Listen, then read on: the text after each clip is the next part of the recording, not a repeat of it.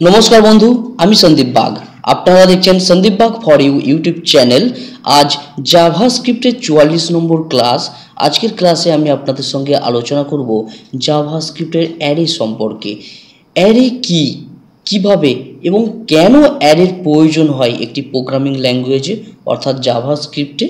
আপনারা ইতিমধ্যে এই সমস্ত কাজগুলো শিখে নিয়েছেন। যে দেখুন, এই সমস্ত কাজ অনেক কিছু শিখিয়েছি। এই সমস্ত কাজ শেখার পর তবেই আজকের ক্লাসটি দেখবেন, তা না হলে বুঝতে সমস্যা হবে। অ্যারে কি? অ্যারে হলো একটি বিশেষ ধরনের ভ্যারিয়েবল। সাধারণ ভ্যারিয়েবলে যেমন একটি মাত্র ভ্যালু অ্যাসাইন করতে পারি, অ্যারে ভ্যারিয়েবলে আমরা একাধিক বিভিন্ন ধরনের নাম্বার, স্ট্রিং, বুলিয়ান ইত্যাদি ভ্যালু অ্যাসাইন করতে পারি।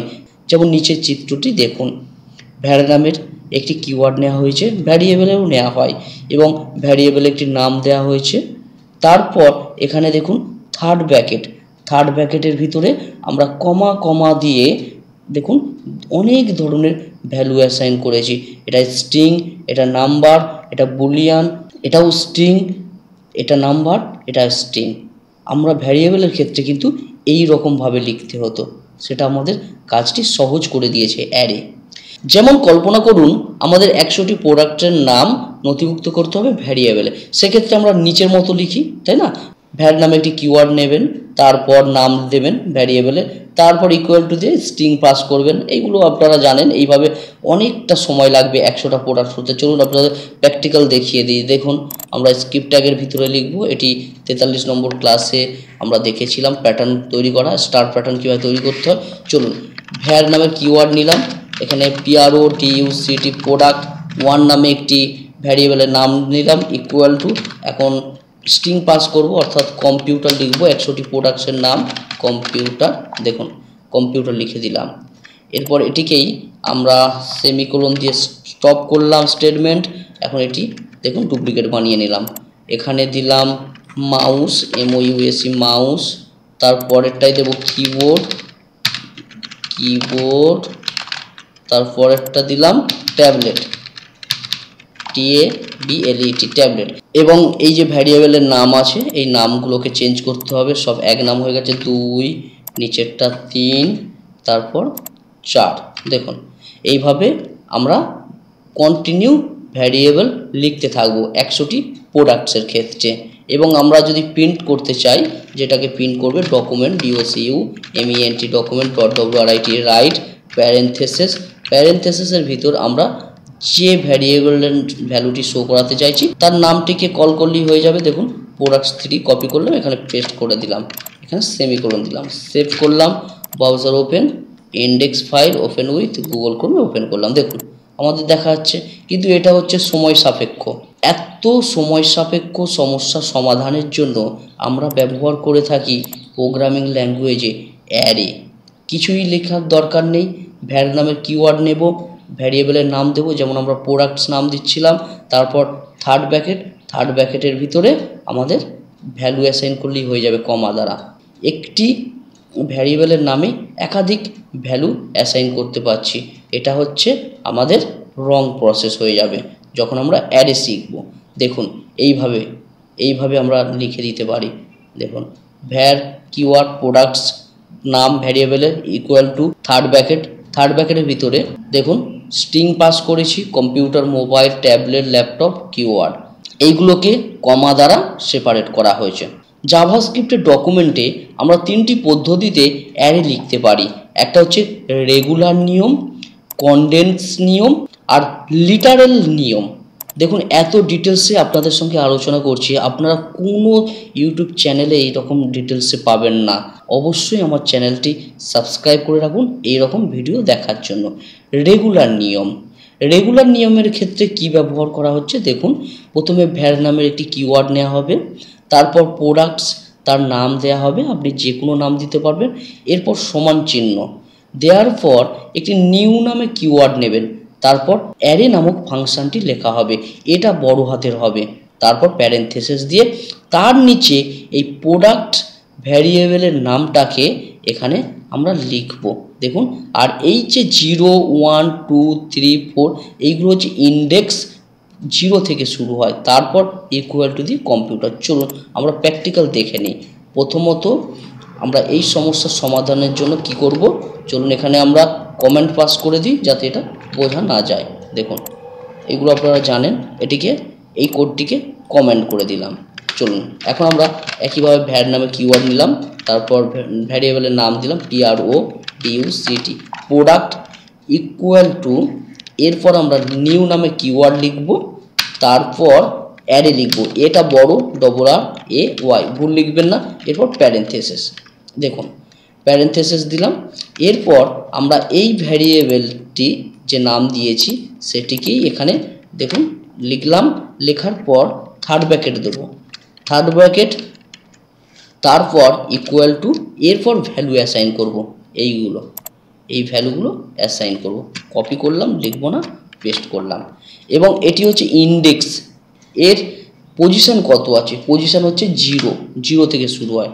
ঠিক একইভাবে এটিকে ডুপ্লিকেট বানিয়ে নিলাম, এটিকে একটু নিচে নামিয়ে দিই, ডুপ্লিকেট। তাহলে প্রোডাক্টস ভ্যারিয়েবলের নাম আছে, এর ইন্ডেক্স 1 হবে, 1, এবং এখানে লিখে দেব পরেরটা মাউস, MOUSE মাউস। একইভাবে এটাকে ডুপ্লিকেট বানালাম, প্রোডাক্টস ভ্যারিয়েবলের নাম থাকবে, এর ইন্ডেক্স হচ্ছে 2। এইগুলো খেয়াল রাখবেন, এইগুলো স্মরণ রেখে কাজ করবেন। এরপর কিবোর্ড KEYBOARD। এইভাবে আপনারা একাধিক অ্যারে তৈরি করতে পারেন।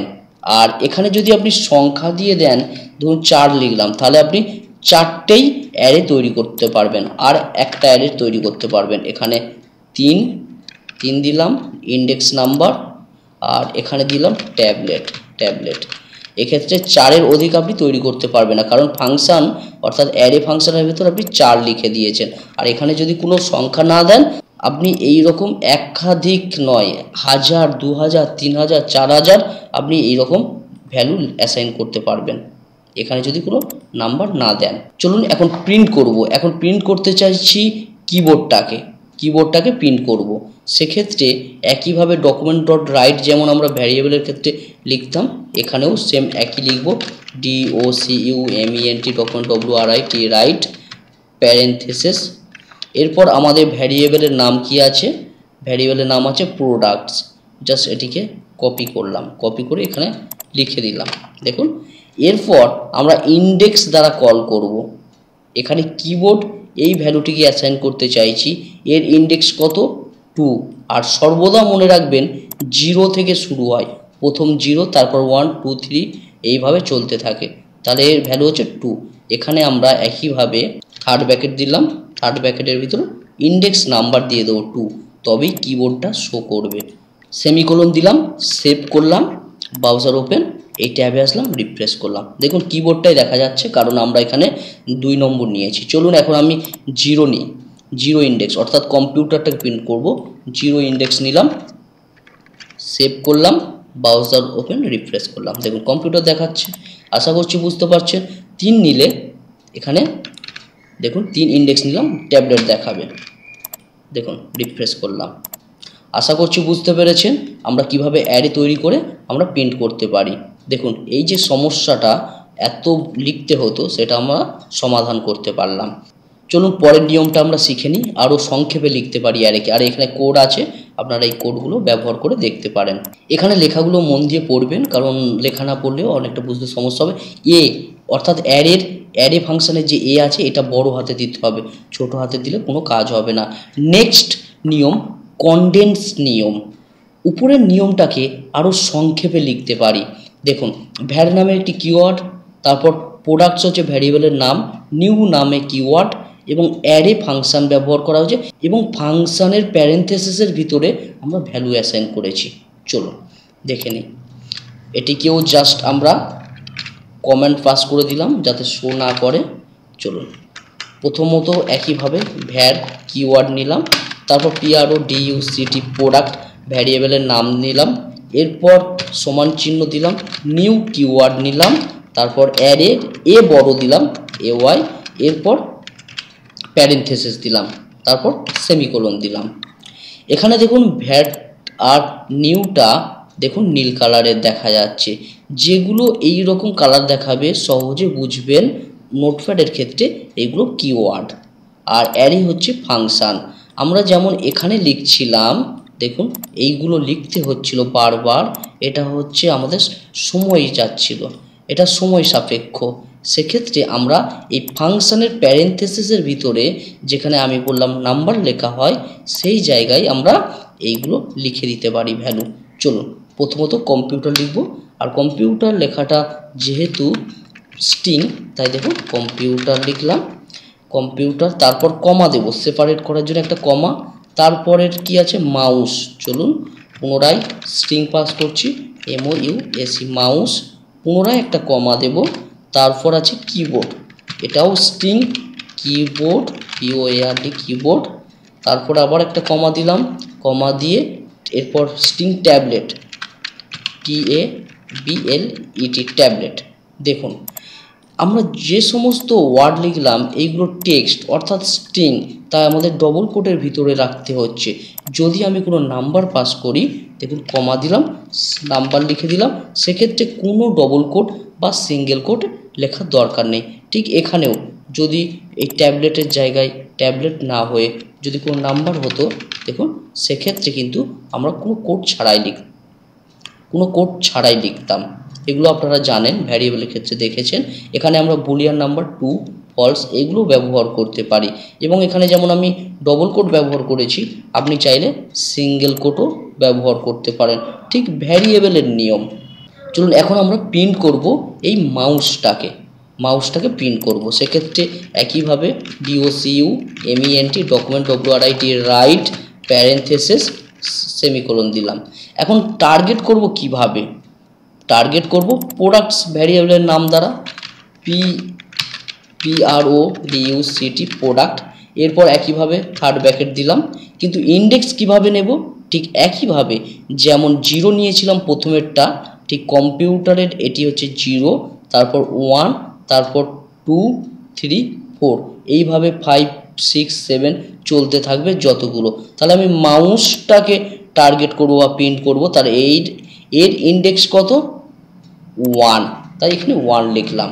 চলো সেভ করলাম, সেভ করার পর ব্রাউজার ওপেন, এই ট্যাবে আসলাম, রিফ্রেশ করলাম, দেখুন মাউস দেখা যাচ্ছে।